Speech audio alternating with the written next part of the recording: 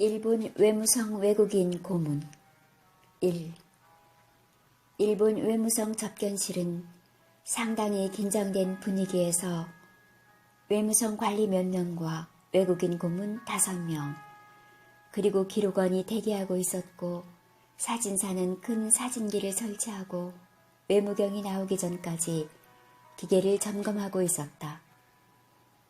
외무성 책임자로 외무대부 사메지아 히사노부, 모리아 아니로미 2명이 모두 참석하였다. 외무대부의 정원은 원래 3명인데 1명은 외무경이 겸임하고 있기 때문에 2명이 참석하므로 전원이 참석한 셈이다. 그리고 서무국장과 서무국의 직원 몇 명이 참여하였다. 외국인 고문은 나비넥타이를 하고 있는 미국인 2명과 정장에 깃을 세우고 있는 독일인 1명, 네덜란드인 1명, 그리고 하얀 한복과 두루마기에 갓을 쓴 조선인 김인승이다. 한참의 침묵의 시간이 지나고 문 밖에서 각하가 들어오십니다 하는 전갈과 함께 일제히 일어나서 데라지마 외무경을 맞이한다. 사회는 서무국장 요시자와 스네노리가 보았다. 데라지와 외무경이 가운데 서고 요시자와의 호명에 의하여 1명씩 앞으로 나아가서 데라지미 앞에 선다. 서무국에서 나온 여자 직원이 일본 외무성 외국인 고문이라는 패를 건네주면 외무경은 들고만 서 있고 요시자와가 대신 읽고 나서 외무경이 직접 상대에게 패를 건넨다. 외국인 고문패, 성명, 국적, 귀하를 대일본국 외무성 외국인 고문으로 임명함. 귀하는 대일본국의 신정부 건설을 위하여 성심 성의껏 자문하여 대일본국 국가발전을 위하여 공헌해 주기를 바람. 고용기간 메이지 8년 8월 1일부터 동년 월 1일까지 일본국 외무성 외무경 데라지마 무네노리. 같은 문구를 계속하여 낭독한다. 그런데 4사람의 외국인 고문패가 다 전달되었는데도 김인승의 고문패는 없다. 옆에 섰던 한 행정원이 김인승 고문은 증명서가 따로 숙소로 전달될 것이라고 전한다. 김인승은 외무경과 악수만 하는 것으로 대신하였다. 오늘은 외무경이 급한 일정이 있기 때문에 임명된 외국인 고문은 따로 날을 정하여 외무경과 함께 만찬 자리를 마련할 것이라고 하고 일단 해산하였다. 외무성 건물의 1층으로 내려오니 로비의 의자에서 서양인 1명과 하야시가 기다리고 있다. 서양인은 미국인 고문 에드먼드의 후견인이고 하야시는 김인승의 후견인이었다. 건물을 빠져나오다가 다른 미국인 고문 앤드류가 제안을 한다. 지금 점심때가 다 되었는데 우리 식사나 같이 하면 어떻습니까? 그거 좋은 생각인 것 같소. 찬성이요. 독일 고문 베켄바우어가 대답하자 네덜란드 고문 그라겔이 맞장구를 친다. 의견이 모아진 것 같자 에드먼드가 앞장을 선다. 내가 이 근방의 유명한 소바야를 잘합니다. 한 길을 건너서 바로 저 골목으로 들어가면 시미즈라는 이름의 소바야가 있습니다. 조선 고문도 찬성하시지요? 물론 찬성입니다. 공자 말씀하시기를 3인행 필요하사라 하여 3사람이 걸으면 그 안에 반드시 스승이 있다고 하였는데 공은 낯선 외국 땅의 식당 이름까지 하니 부럽기 짝이 없습니다. 외무성이 있는 가스미가 세키 지역은 일본 행정기관의 중심지다. 특히 이때는 국가에서 외교 부문이 가장 중요한 위치를 차지하고 있었기 때문에 가스미가 세키 외교라는 말까지 나오고 있었다. 식당을 들어서니 안은 정갈하기 그지없고 기모노를 입은 예쁜 종업원들이 깊이 허리 숙여 라샤이마세를 합창한다. 외무성 정문 건너편의 이 식당은 3대째 내려오는 전통 있는 소바야이다. 일본인은 직업에 귀천이 없어서 자기 부친이 메밀국수집을 하든 이발소를 하던 주조장을 하든 자긍심이 대단하고 천하제일주의를 발휘하여 대를 잇는다. 어떤 일을 하던 그 부분에서 제1인자가 되는 것은 세상에서 가장 값진 성과를 이룬 것으로 인정받는 것이 일본의 관행이다.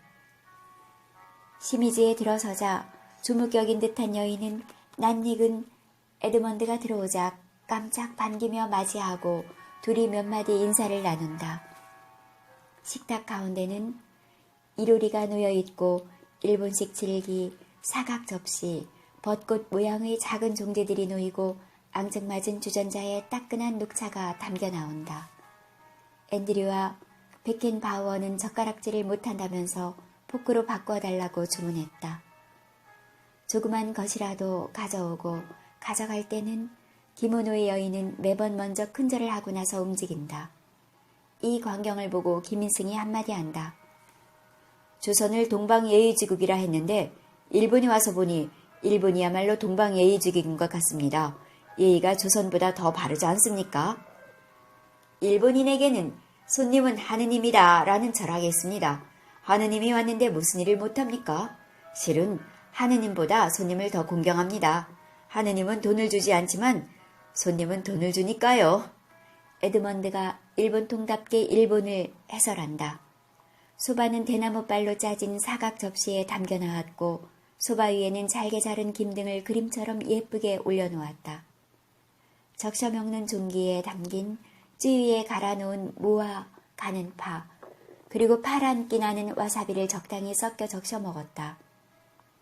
소바야라고 해서 소바만 나오는 줄 알았더니 소바가 나오기 전에 새우튀김 등이 나오고 소바가 나온 후에도 작은 찹쌀떡이 그림처럼 예쁜 작은 접시에 작은 대나무 볶고와 함께 나오곤 한다. 그라벨이 하야시를 보고 동의를 구한다는 듯이 말한다. 일본인은 식사를 할 때 소리를 내는 것이 실례이지만 멸류를 먹을 때는 소리를 내도 실례가 되지 않는다지요. 그렇습니다. 우동이나 소바 같은 면류는 일부러 소리를 내며 먹기도 합니다. 맛있다는 표시지요.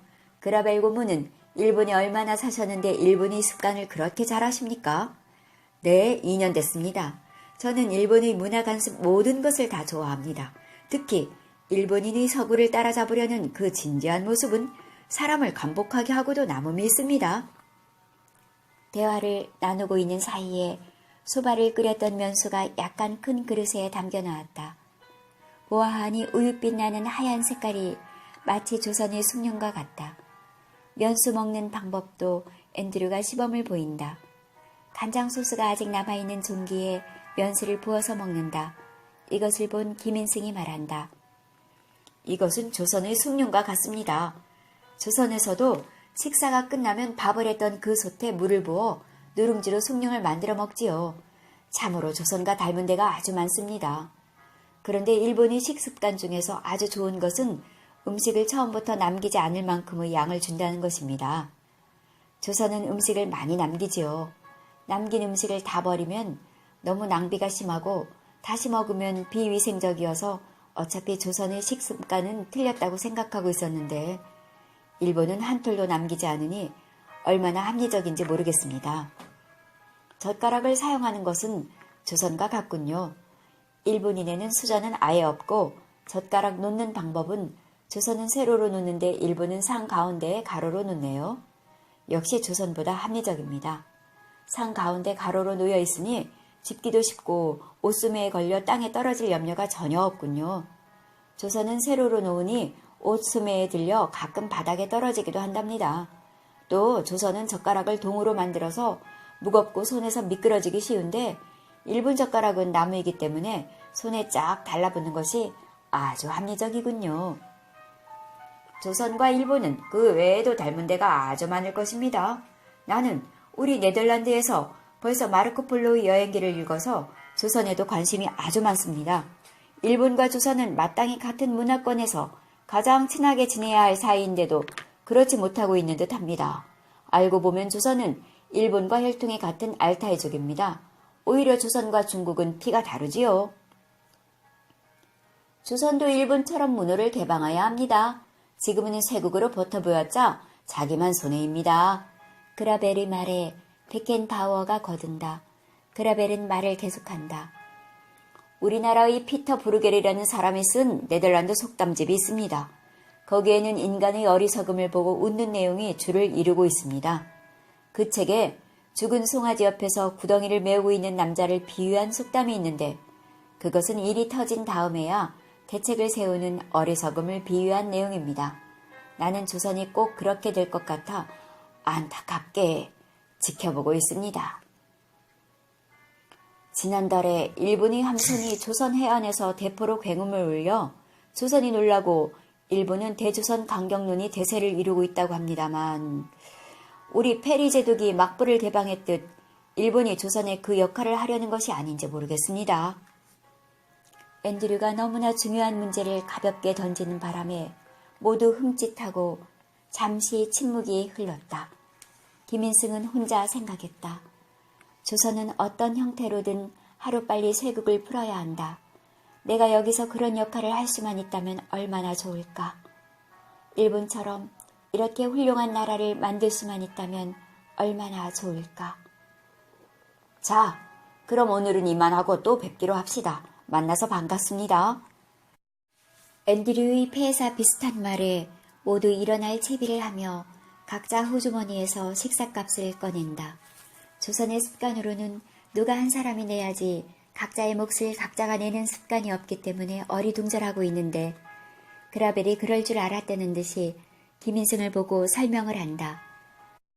각자 자기 몫을 내는 것을 화란인의 초대라고 합니다. 서양에도 처음에는 이런 습관이 없었습니다. 그러나 우리 네덜란드인의 습관을 보니 좋기 때문에 서양인들도 서로 따라한 것입니다. 자기 몫을 자기가 내고 나면 서로가 아주 부담없고 즐거운 만남이 됩니다. 그래서 서양에서는 지금 널리 시행되고 있고 일본도 따르고 있는 중입니다. 좋고 편리한 것은 누구 눈치 보지 않고 따라하는 것, 그것이 바로 발전적 태도입니다. 국가도 그래야 합니다. 생전 처음 고위층 인사들과 자리를 같이 해보았고 평생 가도 경험할 수 없는 체험을 한 김인승은 마치 자기도 그들과 같이 고위 인사가 되고 문명인이 된 착각을 하였다. 김인승이 오사카옥에 귀가한 다음날 오후에 쇠야키가 직접 외무성의 김인승에 관한 문서를 가지고 왔다. 문서를 보니 말이 외국인 군문이지 서양인들과는 다르게 실제는 고용계약서 같은 것이었다. 제목은 김인승 고입장이라고 되어 있었다. 김인승 고입장. 근본 만주지방 및 조선국 지지, 기타 취조의를 위하여 조카를 외무성에 고용하는 조건은 다음과 같음. 제1조. 조카가 봉직 중에는 모든 것을 과장의 지시에 따를 것이며 전문 취조권을 공부할 것. 제2조. 고용기간은 8월 1일부터 10월 30일까지 합계 3개월간이며 월급으로 1원씩을 지불함. 제3조. 과장의 허가 없이 임의로 휴업하는 일이 있으면 그날분의 급료를 공제함. 제4조. 가구류는 물론 제잡비는 스스로 마련할 것이며 숙박료 일체도 따로 지불하지 않음. 제5조. 만기가 되어 귀국할 시는 거기에 상당한 여비를 지불함. 이상 각 조를 엄격히 준수할 것이며 귀국 시는 이 고입장을 반환할 것.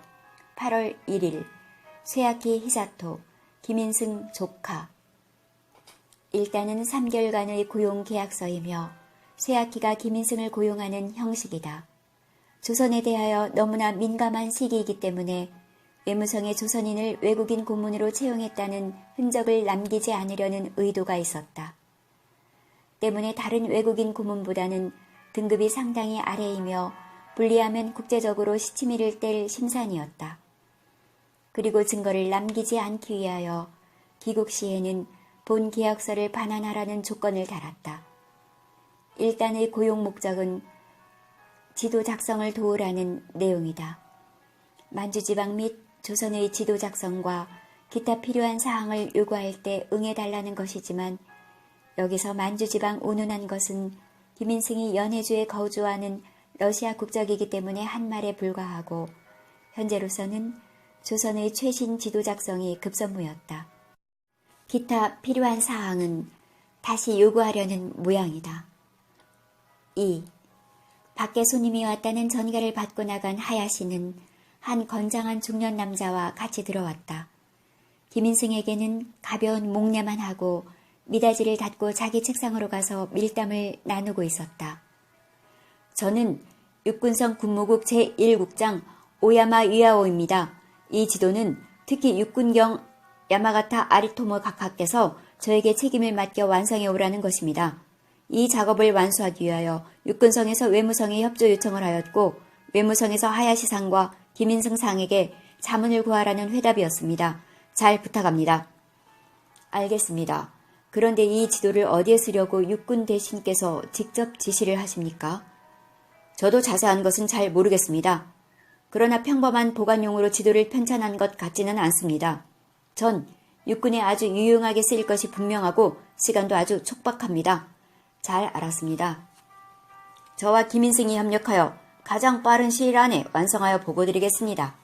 오야마는 돌아가면서도 김인승에게는 가벼운 목례만 하고 현관을 나선다. 손님을 배웅하고 돌아온 하야시는 얼굴색까지 좀 창백한 듯한 표정이다. 방금 그 손님은 어디서 온 누구입니까? 무슨 용건으로 왔습니까? 출판사에서 온 사람인데 최신 조선 지도를 편찬해야 한다면서 빠른 시간 안에 완성해달라는 주문입니다.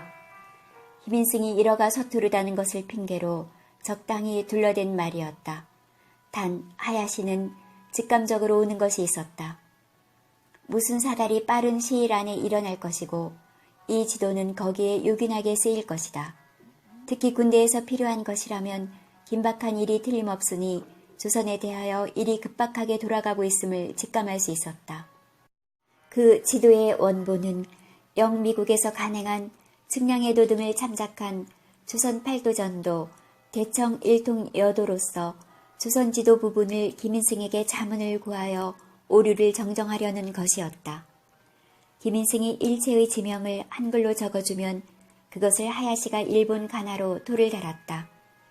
그런데 한자가 없고 일본 가나만 있는 곳이 있는데 그것은 원래 영문으로 된 것을 가나로 바꾼 것으로 김인승도 한자를 모를 경우 정확한 한국어 발음을 일러주었다. 하야시는 일본 국내에 있는 모든 조선 지도를 다 구해와서 김인승에게 참고하도록 하였다. 그러나 김인승이 보기에도 처음에 출판사에서 가져왔다는 그 지도 이상 정확한 것이 없었다. 보름 정도는 식사만 끝나면 지도를 잡고 씨름하였다. 지도가 완성되자 전에 왔던 그 오야마가 다시 직접 와서 수령해 갔다.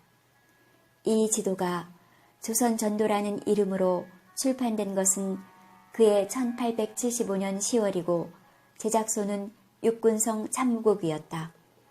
그런데 동년 동월에 조선전도보다 며칠 늦게 또 한 권의 조선지도가 출판되었으니 그 이름은 개정신준 조선전도란 것이었다. 이 지도는 사다 하쿠보의 작품이다. 비록 세 사람, 즉 사다 하쿠보, 키시다 긴코, 마치다 아츠토모 3인의 합교 출판으로 되어 있으나 사다 한 사람의 오랜 준비 끝에 완성된 작품이었다. 그 도설에도 일찍이 조선에 출장 시 하코부 동국의 전도를 베껴왔으므로 지금 그 원도에 근거하여 작도를 참고 교정하여 만든 전도임이라고 되어 있다. 이 지도는 앞의 김인승이 수정한 지도보다 훨씬 부정확하다. 지도 형태도 지금의 한국 형태와 달라 특히 이북지방이 너무 작게 그려져 있고 한자에 한국음도 달려있지 않다. 김인승이 수정한 조선전도는 그리피스의 은자의 나라 조선의 별첨 지도의 원본이 되기도 하였다. 은자의 나라 조선의 원본은 육군성의 재판 지도를 축소 인쇄한 것으로 조선학자 김인숙의 교정을 받은 것이라고 긴민쇼의 실명을 분명히 밝히고 있다. 일단 계림 사략의 완성을 뒤로 미루고 지도 작성이 끝나자 하야시는 다시 계림 사략의 저술을 시작하였다. 세아키와 하야시의 집념은 존경에 마지 않을 정도로 집착이 대단하였다. 하야시는 하루에 5시간 이상은 잠을 잔 적이 없다. 오히려 김인승은 잠을 좀 느긋하게 자고 일어나도 그때까지 하야시는 책을 저술하고 있었다. 2달 가까이 하야시는 필사적인 시간을 소진하여 탈구하였다. 이 책의 서문은 김 선생님이 써주십시오. 네? 하야시상이 쓰셔야지 왜 제가 씁니까? 아닙니다. 이 책은 김 선생님이 아니었다면 처음부터 이루어질 수 없는 벅찬 작업이었습니다. 그래도 저자인 하야시상이 쓰셔야지요. 아닙니다. 부탁합니다. 이렇게 하여 서문은 김인승이 붓으로 직접 쓴 것이고 자기의 견해까지 가미하여 쓴 친필 글씨를 그대로 복사 인쇄하여 서문을 대신하였다. 지난해 1875년 4월 외무성 7등 출사 쇠야키공이 러시아의 동부에 출장 나왔을 때 나도 마침 그곳에 유력하고 있었다. 다행히 공의 덕분으로 멀리 일본까지 건너오게 됐고 도쿄에 머무르는 동안은 가와현의 사인 하야시 도케이젠과 함께 기거하였다. 그는 문장력이 좋고 사물에 능통하였다. 나와 한가로이 필담할 때면 자기의 포부를 피력하기도 하고 나의 막힌 가슴을 뚫어주기도 하였다. 그리고 많은 조선의 일을 질문하였는데 그럴 때마다 나는 아는 대로 들은 대로 대답하여 주었다. 어느 날 하야시 씨는 소매에서 책자 한 권을 꺼내 나에게 보여주면서 이것이 새로 펴낸 계림 사략 상하편이라고 하였다.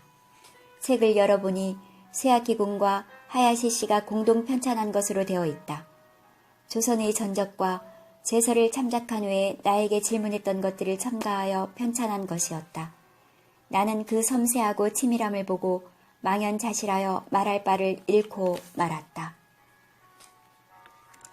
이 책은 당시 조선 전국의 산천, 기후, 군명, 영명, 도로, 교량까지 자세히 기술되어 있고 특히 병제에 대해서는 병선, 군기, 병적들이 상세하면서도 간결하게 적혀 있다. 인명, 지명, 귀간명 등 고유명사는 모두 가나로 정확한 음이 달려있다. 이 책은 후에 한일 합방이 될 때까지 대한국 정책의 가장 큰 지침서가 되었다. 계림 사략까지 탈구가 되자 조촐한 식사 자리가 마련되었다. 오사카옥에 있는 겐보초의 한 식당이었다. 히로츠 과장과 세와키, 다케오지, 하야시까지 참석한 자리였다. 히로츠 과장이 김인승에게 말했다. 군의 이야기는 세와키 씨로부터 들었으나 지금도 일본에 귀화하고 싶은 생각은 변함이 없습니까? 물론이지요. 저는 일본이 이렇게 문명국이 되어 있는 줄은 꿈에도 모르고 있었습니다. 이런 괴화된 나라에서 생을 마칠 수 있다면 죽어도 한이 없겠습니다. 저의 평생 소원입니다. 제 꿈이 꼭 이루어질 수 있게 도와주십시오. 쇠야키가 옆에서 한마디 거둔다. 김인승의 귀화 의사는 진심입니다. 김인승의 신분에 관해서는 제가 보증하겠습니다. 황국에도 적지 않은 보탬이 되리라 사료됩니다. 상시는 해보겠습니다만 일본의 귀화 조건은 아주 까다롭답니다. 꼭 일이 성사되게 해주시기 바랍니다. 지금 생각해보니 조선에 있는 제 식솔들도 데려와야 할 것 같습니다. 저에게 시간을 주시면 다시 연해주로 돌아갔다가 거기서 지신허로 가서 거기서 아는 종지들의 협조를 얻어 훈춘을 거쳐 두만강을 건너 조선으로 진입하겠습니다. 조선에서는 한양까지 들어가서 조정의 움직임과 민정을 정탐한 후 경흥부로 와서 식솔들을 데리고 다시 러시아로 월경하였다가 일본으로 들어오겠습니다. 모든 행동은 저희 동생 다케우지와 같이 하게 허락해 주십시오.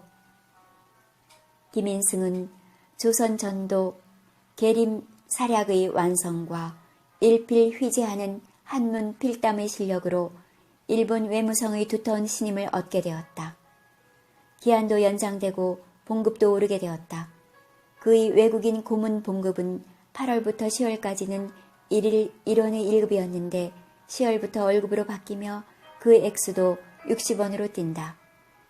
그 이유는 무엇보다도 조선어는 물론 한학, 시문이 능통하여 아주 유용한 인물이라는 것이었다. 이것은 그 안에 많은 시험을 거쳐 얻어진 결론이었다. 월 60원의 급료는 외국인 고문으로서 많은 건 아니다. 당시 외국인 고문은 대개 100에서 200원이 가장 많았고 100원 이하는 10% 정도밖에 안 되었다.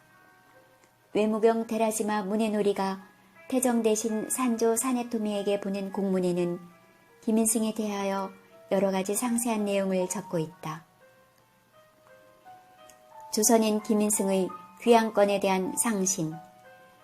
금년 7월 러시아 영지 블라디보스토크로부터 본성 7등 출사 세아키 사토와 함께 도래한 한 조선인, 현 러시아 국적 보유자 김인승이란 자는 히사토와 본성 6등 출사 히로츠 히로노부에부터 여러 차례 시험을 거쳤습니다. 결과 그의 성격은 직량하고 넓게 한서에 능통하였으며 작문이 훌륭하여 한지에서도 쉽게 구할 수 없는 인물이었습니다. 재경 중에는 간절히 우리나라에 귀화하고 싶은 뜻을 비쳤습니다. 이자가 처음 그곳을 출발할 때는 잠시 견물하고자 하는 마음으로 도래하였는데 이번 동인이 일단 귀향하겠다는 뜻을 전달하여 왔습니다. 그는 러조 국경지인 지신어 훈춘 강변으로부터 함경으로 들어가겠다는 것입니다. 그래서 구우들과 함께 서로 상의하여 그 나라 서울까지 다시 들어가 깊이 내치의 관가를 알아보고 외교의 괴세, 기타 정의의 현실까지 정탐하고 내년 봄에 처자를 대동하고 다시 도래하겠노라고 히로노부 히사토에게 출언하였습니다. 이자로 말할 것 같으면 학사에 통달하고 국내 정세에 밝아서 장차 우리나라의 유용한 인물이 될 것이므로 제도를 허가하고 귀화시켜도 가하다고 사료됩니다. 첨가하여 말씀드릴 것은 본성이 고용하고 있는 다케우지 헤이가쿠는 조선어가 통하고 4, 5년 전부터 그곳에 체류하여서 지리 인정을 잘 알고 있습니다. 이자로 하여금 백사 탐색하게 할 수 있으니 출언대로 들어주고 헤이가쿠를 대동시켜 귀향시킨다면 염려 없을 것으로 사료되어 이에 상신하는 바입니다. 메이지 8년 1875년 9월 23일 외무경 데라지마 문해놀이 태정 대신 산조 사네토미 전하. 이제 김인승의 관한 건은 일본 최고위층의 관심사가 되어가고 있었으니 태정 대신과 외무경의 손에서 결정해야 하는 중대사가 된 것이다.